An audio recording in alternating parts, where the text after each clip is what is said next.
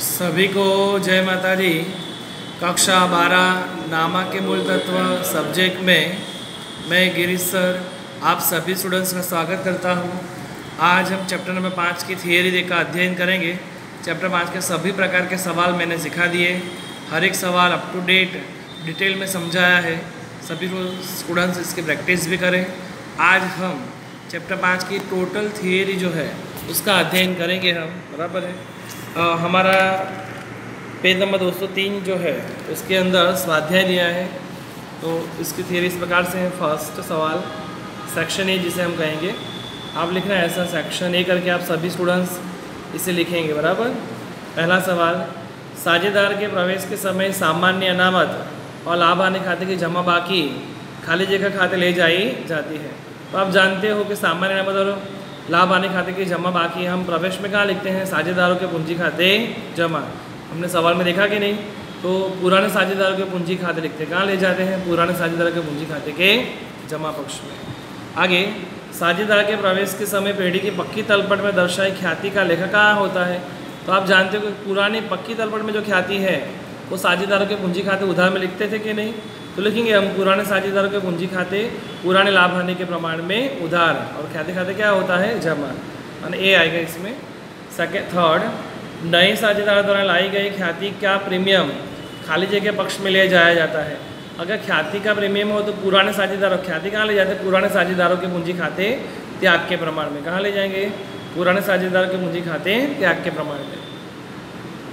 पुनः मूल्यांकन खाता खाली जगह प्रकार का खाता है तो उपज खर्च खाते का प्रकार है। पुनः मूल्यांकन खाते कौन सा खाते का प्रकार है? तो उपज खर्च खाते का। नया साझेदार अपने भाग की ख्याति की रकम रोकड़ में लाए तो ख्याति खाली जगह खाता जमा किया जाता है। यदि रोकड़ में ख्याति लाए तो रोकड़ खाते उधार होगा और ख्याति का प्रीमियम खाता जमा, तो ख्याति के प्रीमियम खाते जमा करेंगे। बी, हिसाबी मानक 26 अनुसार खाली जगह ख्याति बही में दर्शा नहीं सकते हैं, तो स्वमूल्यांकन द्वारा आंकी गई ख्याति को हम बही में नहीं दर्शाते हैं। पुनः मूल्यांकन खाता को खाली जगह भी कहते हैं, तो उसे लाभ हानि समायोजन खाता भी कहते हैं। पुनः मूल्यांकन खाते को क्या कहते हैं? लाभ हानि समायोजन खाता। जब केवल लाभ हानि का पुराना प्रमाण ही दिया हो, लाभ हानि का पुराना प्रमाण ही दिया हो, तो त्याग का प्रमाण क्या होगा? तो पुराना प्रमाण ही होगा। पुराने साझेदार को अपने भाग की ख्याति खाली जगह संजोगों में अन्य पुराने साझेदारों को देनी पड़ती है। तो यदि नए लाभ हानि के प्रमाण का भाग पुराने भाग की अपेक्षा अधिक हो तो भी कभी कभी ख्याति देनी पड़ती है। 10वां, पुनः मूल्यांकन खाते का लाभ या हानि खाली जगह खाते खाली जगह ले जाया जाता है, तो पुराने साझेदारों के खाते में और पुराने प्रमाण में कहाँ ले जाते लाभ हानि? पुराने साझेदारों के बीच पुराने अनुपात में बांट देते थे कि नहीं सवाल में? ओके, अब हम आए सेक्शन बी। इसको लिखोगे आप सेक्शन बी, बराबर है। तो सेक्शन बी करके लिखोगे क्वेश्चन 1, नए साझेदार को पेढ़ी में किस प्रकार प्रवेश मिलता है? तो नए साझेदार को पेढ़ी में किस प्रकार से प्रवेश मिलता है? तो दो प्रकार से मिल सकता है। नंबर 1, साझेदारी करार पत्र में उल्लेख हो तो कब मिलेगा? यदि साझेदारी करार पत्र में उल्लेख किया हो तो, या सेकेंड, चालू साझेदारों की सर्वसम्मति से। कैसे? चालू साझेदारों की सर्वसम्मति से, बराबर। फिर से, नए साझेदार को पेढ़ी में प्रवेश कैसे मिलता है? तो साझेदारी करार पत्र में उल्लेख हो तो, सेकेंड, चालू साझेदारों की सर्वसम्मति से। सेकेंड क्वेश्चन, नए साझेदार को किस उद्देश्य से पेढ़ी में प्रवेश मिलता है? नए साझेदार को कौन से उद्देश्य से पेढ़ी में प्रवेश मिलता है? उसका आंसर पेज नंबर 143। तो हम पेज नंबर 143 निकालते हैं। पेज नंबर 143, उसमें लिखा है कि नए साझेदार को चालू साझेदारी पेढ़ी में प्रवेश देने के उद्देश्य, कौन से उद्देश्य हैं? तो नंबर 1, यदि जब चालू साझेदारी पेढ़ी में अधिक पूंजी की आवश्यकता हो और अधिक पूंजी चाहिए तो नए साझेदार को ले सकते हैं। जब चालू साझेदारी पेढ़ी में अधिक संचालकीय शक्ति की आवश्यकता हो, जब कोई साझेदार निवृत्त हो या मृत्यु हो जाए, साझेदारी पेढ़ी का कोई कुशल या कार्यक्षम कर्मचारी पेढ़ी में ही चालू रहे, इस उद्देश्य से उसे साझेदार में प्रवेश दिया जाए। और 5वां, साझेदारी पेढ़ी के धंधे में जोखिमों को वितरण करना हो तब।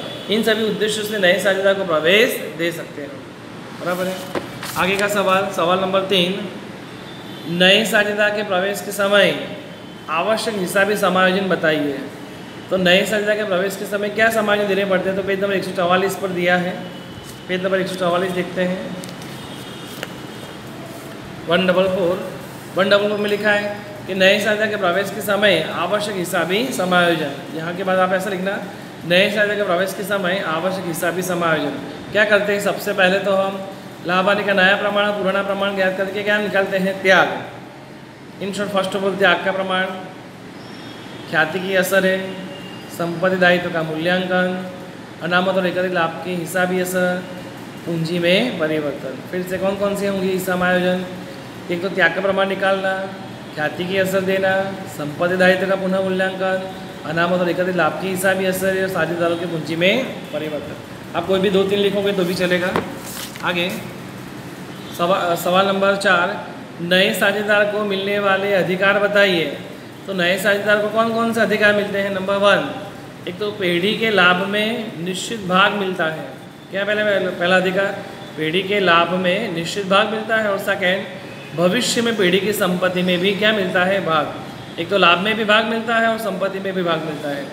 क्या अधिकार है? फर्स्ट, लाभ में निश्चित भाग मिलता है और भविष्य में पेढ़ी की संपत्ति में भी भाग मिलता है। आंसर 5, नए साझेदार के प्रवेश के समय संपत्ति और दायित्व का पुनः मूल्यांकन क्यों किया जाता है? प्रवेश के समय संपत्ति और दायित्व का पुनः मूल्यांकन क्यों किया जाता है? पेज नंबर 164 पर उसका आंसर है। तो हम देखेंगे पेज नंबर 164।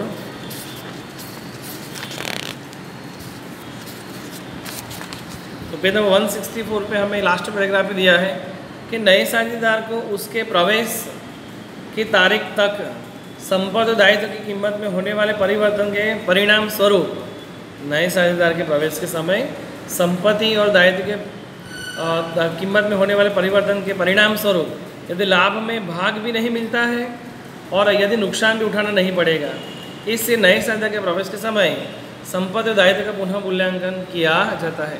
अर्थात जब नया साझेदार आता है तो उससे पहले संपत्ति की कीमत में वृद्धि कमी हुई हो तो लाभ हुआ हो या हानि हुई हो, वैसे दायित्व की कीमत में बढ़ी या घटे लाभ हुआ हो कि हानि हुई हो।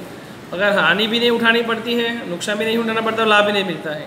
इसलिए उस समय में प्रवेश के समय संपत्ति दायित्व का पुनः मूल्यांकन किया जाता है। बराबर।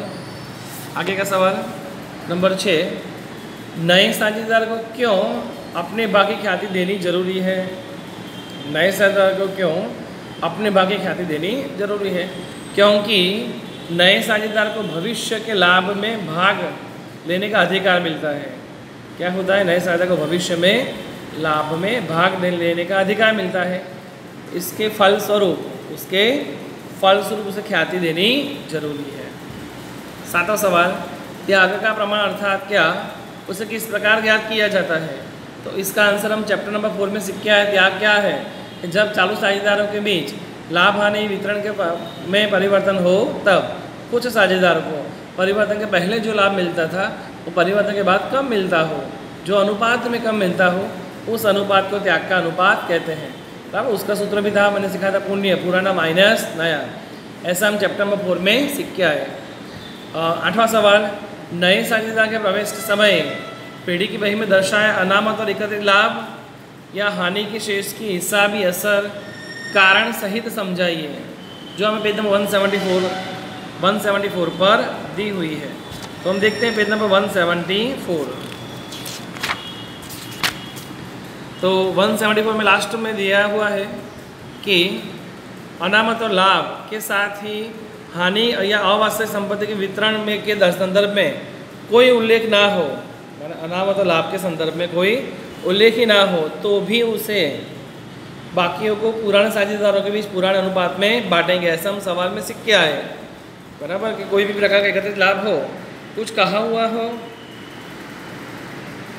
कि ना कहा हुआ,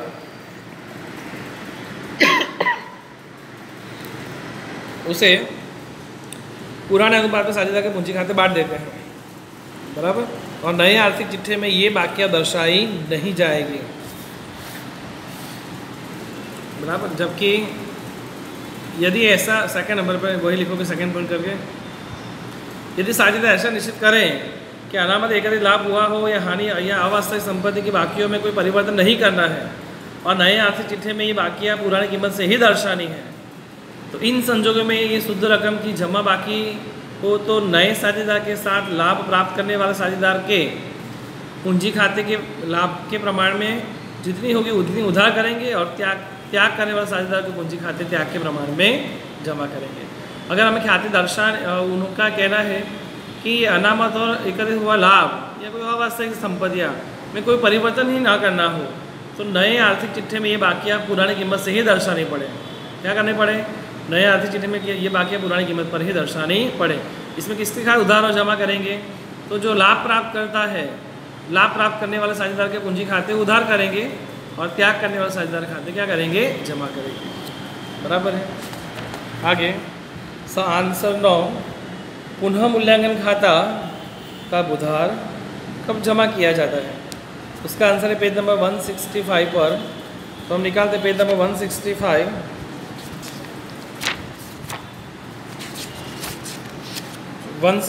में पेज नंबर में सबसे ऊपर के फर्स्ट पैराग्राफ में तीसरी लाइन में लिखा है, पुनः मूल्यांकन खाता संपत्तियों में होने वाली कमी और दायित्व में होने वाली वृद्धि से उधार किया जाता है। जो हमने सवाल में सीखा कि पुनः मूल्यांकन खाता संपत्ति में कमी होगी तो नुकसान हुआ, इससे उधार किया। दायित्व में वृद्धि होने से अधिक पैसे चुकाना पड़ेगा, इससे उधार किया। जबकि संपत्ति में होने वाली वृद्धि से होगा लाभ, लाभ होगा तो जमा करेंगे। और दायित्व में कमी होने से नुकसान कम होगा, माने लाभ होगा, इससे पुनः मूल्यांकन खाते क्या करेंगे? जमा। शॉर्टकट क्या है? तो पुनः मूल्यांकन खाते में संपत्ति में होने वाली कमी और दायित्व में होने वाली वृद्धि उधार होता है और संपत्ति में होने वाली वृद्धि और दायित्व में होने वाली कमी को हम जमा करते हैं। और आज का लास्ट सवाल, ख्याति के संदर्भ में हिसाबी मानक 26 में दर्शाया प्रावधान बताइए। तो वो प्रावधान है पेज नंबर 151 पर। तो हम देखते हैं पेज नंबर 151। पेज नंबर 151 में सेकंड लास्ट पैराग्राफ में लिखा है कि हिसाबी मानक 26 में स्पष्ट बताता है कि जब ख्याति के रूप में कोई प्रतिफल चुकाया जाए तभी ख्याति संपत्ति के रूप में चौपड़े में दर्शानी चाहिए। क्या कहता है मानक 26? कि ख्याति के रूप में यदि कोई प्रतिफल चुकाया जाए, ख्याति के बदले में कोई प्रतिफल चुकाते हो तभी ख्याति संपत्ति के रूप में चौपड़े में दर्शानी चाहिए। आंतरिक तरह से मूल्यांकन की हुई ख्याति चौपड़े में नहीं दर्शानी चाहिए। हमने जो निश्चित की है वो ख्याति चौपड़े में दर्शानी नहीं चाहिए। ओके, इस प्रकार हमारे आज के सेक्शन ए के सवाल पूरे हुए और सेक्शन बी के सवाल भी पूरे किए हमने। बराबर है।